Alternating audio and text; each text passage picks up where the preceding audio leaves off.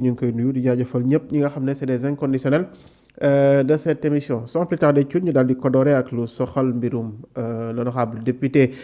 maire bu Agnam di Farba Ngom fan yi ñu génn nag moom madame Yacine Fall di ministre bi ñu dénk lu jëm ci wàllum yoon ak yoonale amaloon na fi ab janook taskati xibaar yi ci loolee nag ci la ñu xam la woon ne moom mu ngi ab fuy boo xam ne amal nañ ko le 29 décembre bi ñu daal di génn moom Farba Ngom dañu ko fekkee ñaar ci ay téléphone portable téléphone boobee nag mu ngi doon ci jokkoo ñu nekk ci Maroc ak Bangladesh ak États-Unis dem sax ba ci mottali wala di dem di retirer li nga xam ne moo di ab kopparam yemul foofee doon ci jokkoo aussi ak i taskati xibaar loolee nag taxoon na sax ba ñu ko jëlee ca cellule bi mu nekk yóbbu ko ci section de recherche moom Farba mooy bi ñu ko laajee nag nee na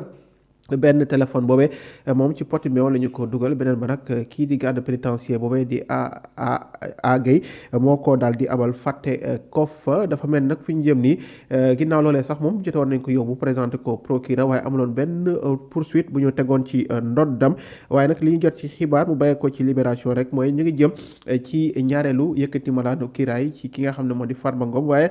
fi nga xam ne nag fa la ministre bi daal di sukkandiku bokk na ci li nga xam ne rek moo di ñett yi bokk na ci violation du secret de l'instruction beneen bi mooy introduction d'objets prohibités en milieu carcéral beneen bi bokk na ci division d'images contraires aux bonnes mœurs li nag mooy ñett chef d'inculpation wala leen li nga xam ne wala ñett yi nga xam ne ci la ministre bi sukkandiku di sàkku ci assemblée ngir rek ñu yëkkati malaanu kiraay bu Farba Ngom il est initialement prévu sax le 16 février bi ñu jëm incha allah. waaw loolu lu am la je pense que Assemblée nationale du Sénégal dafa génne benn plan de travail boo xamante ne les jours à venir lu mu fas yéene def la parmi lu mu fas yéene def ñu gis ne bokk na ci la levée de l'immunité parlementaire boo xamante ne moom la ñuy waajal donc pour waajal ko dafa am préalable et le préalable c'est la mise en place d'une commission ad hoc boo xamante ni en principe war na am lu toll ci 11 membres yoo xamante ni ñoom ñooy déglu ki nga xamante ni moom mooy Farba Ngom déglu ko ci li nga xamante ni moom mooy la lettre du ministre de la justice ministre de la justice moom dafa am lu mu jot moom tamit le ministre de la justice lu mu jot mooy ce n'est rien d'autre que comme réquisitoire introductif du procureur de la République qui demande à ce que l'obstacle bi nga xamante ni moom moo tegu ci déglu wala topp Farba Ngom pas déglu topp bi ak bu dee jàpp dafay am loolu ñu dindi ko pour ñu dindi ko nag léegi il faut ñu dem député yi ñu am li ñu tuddee seen autorisation parce que dañ ne ci règlement intérieur bu Assemblée nationale daf ne article 51 alinéa bu mujj bi daf ne bu fekkente ni député bi dafa def l'objet d'une arrestation wala d'une poursuite sans l'autorisation de l'Assemblée nationale ci boppam mën na demander à ce que ñu bàyyi ko mooy il sera libéré si l'Assemblée nationale le requiert c'est-à-dire que kon li nga war a comprendre ci loolu ginnaaw député bu ñu jàpp lañ mën a libéré kon yëpp mën nañu empêcher député ñu topp ko léegi nag loolu pour ñu bañ a topp député bi Assemblée nationale moom moo tax ñu koy soumettre une demande de levée de l'immunité parlementaire et cette demande là député yi ñoom dañ leen war a ñu am na ñoo xam dañ leen war a jàngal loolu nag député yi dañ leen war a jàngal ne demande de l'immunité parlementaire dafa am condition yi dañ ne la demande doit être sincère elle doit être loyale elle doit être honnête donc du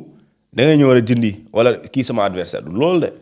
yow demande bi dafay am fooy sukkandiku mu leer la nañ ne kii yaa ngi koy dindi xooluloo Farba Ngom la wala Farba Dieng dafa am luñ ko waxal et lii yenoon na maanaa pour ñu topp ko lu mooy la sincérité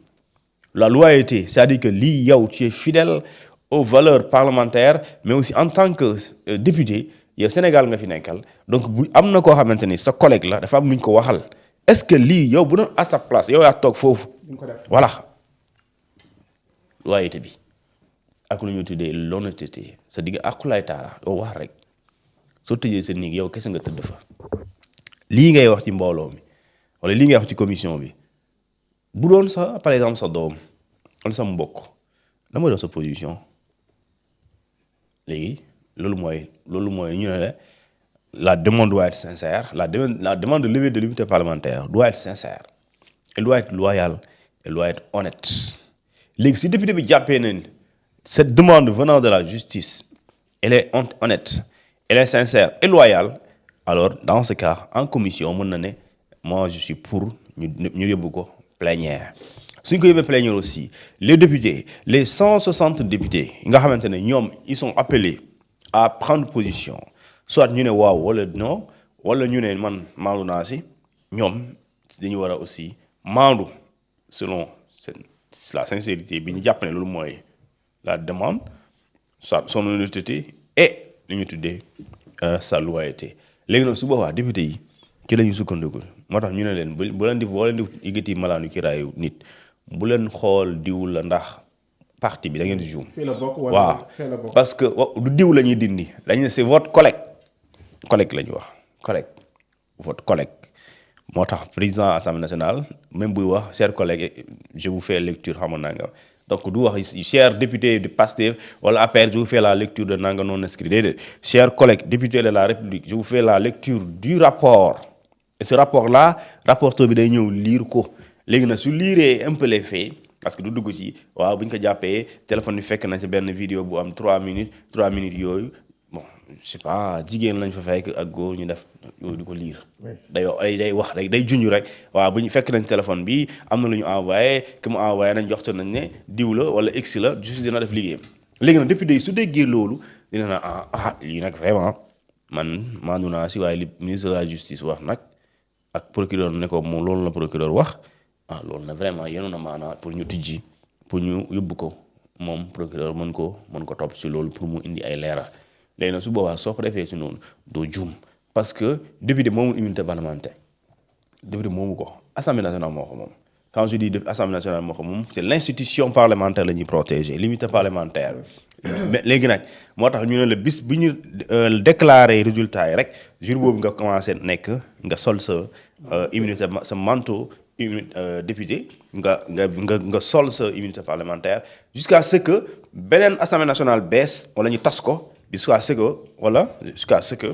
beneen assemblée nationale bu bees ñëw ba ñu proclamer résultat yi bees yooyu diggante boobu yow da nga am immunité parlementaire l'immunité parlementaire boobu dafa lay jural ñaari mbir yoo xamante ni soo génnee ci biti puisque dañ ne mandat la il faut que donc l'assemblée nationale à partir puisque institution la il faut que l'institution soit protégé moo tax effectivement diggante boobu boo génnee ci biir assemblée nationale bi boo demee Touba wala nga dem Kaolack immunité bi day des mais dafay amaale lu ñu tuddee l'inviolabilité parlementaire mooy yow lu dul flagrant délit kenn warul la jàpp tëj la kenn warul la rechercher kenn warul la juger kenn warul la condamner boobu kon dañ lay buñ la naree juger condamner la il faut que assemblée nationale joxe ndigal léegi ndigal boobu ce n'est rien d'autre que ñu dindi malaanu kiiraay bi kon da ngay gis ne du nit ki la ñuy